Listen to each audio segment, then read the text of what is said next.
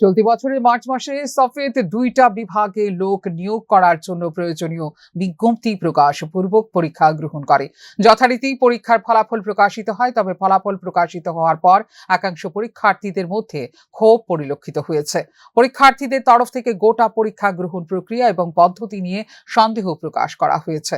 সংবাদ মাধ্যমের সাথে কথা বলার সময় পরীক্ষার্থীরা অভিযোগের সুরে দাবি করেন, পরীক্ষা নেওয়া হয়েছিল দুটো বিভাগেই ৮৫ নম্বর করে, কিন্তু নম্বর দেওয়া হয়েছে ১০০ নম্বরের হিসেবে। এটা কিভাবে হয়েছে? এটা তাদের প্রশ্ন। এর পাশাপাশি অনেকে দেখা গেছে ডিগ্রিতে ভালো স্কোর করলেও ডিপ্লোমা গ্রেডে ভালো স্কোর করতে পারেনি। এই বিষয়টা নিয়েও পরীক্ষার্থীদের তরফ থেকে প্রশ্ন উত্থাপন করা হয়েছে। অ্যাকচুয়ালি সফেদ সেপ্টেম্বর মাসে একটা নোটিফিকেশন ছাড়ছিল। নোটিফিকেশনটা অ্যাকচুয়ালি গ্রেড এ আর গ্রেড বি টেকনিক্যাল অফিসাররা ছিল, ইলেকট্রিক্যাল ডিপার্টমেন্টের লিগে আছে। তো হয়েছে কি তা এটার বিগত মার্চের 14 তারিখে এক্সামটা হয়েছে, ঠিক আছে। এটা দুই শিফটে এক্সামটা হয়েছে। একটা হইতেছে গ্রেড এ, মানে সেটা ডিগ্রির লিগা, আর একটা হয়েছে গ্রেড বি, সেটা ডিপ্লোমার লিগা।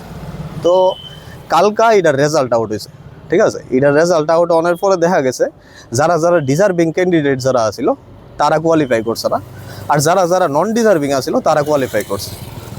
তো এটার মধ্যে ফার্স্ট ফ্লোর হয়েছে কিটা, ফার্স্ট ফ্লোর হয়েছে তারা কন্ডাক্ট করছে এক্সাম 85 নাম্বারে, কিন্তু তারা কিটা করছে আউট অফ 100 রেজাল্ট দিয়েছে। ফার্স্ট পয়েন্ট হয়েছে এটা। তো এটা হাউ ইট ইজ পসিবল? তারা পরীক্ষা কন্ডাক্ট করছে 85 নাম্বারে, কিন্তু নাম্বার হইতেছে দিছে 100 আউট অফ 100। সেকেন্ড কোশ্চেনটা হয়েছে কিটা, যারা হইতেছে যারা টপ র্যাঙ্কার ছিল ডিগ্রি এক্সামটাতে, অর্থাৎ মূল কথা হচ্ছে চাকরি পরীক্ষা নিতে গিয়ে পরিচালনগত ত্রুটির মুখে পড়তে হয়েছে সফেদকে। যেভাবে রীতিমতো যুক্তিসঙ্গতভাবে পরীক্ষা গ্রহণের প্রক্রিয়া নিয়ে চ্যালেঞ্জ করা হয়েছে, এখন এই বিষয়ে কি পদক্ষেপ গ্রহণ করা হয় এটাই দেখার। ফিউরো রিপোর্ট, নিউজ নাও।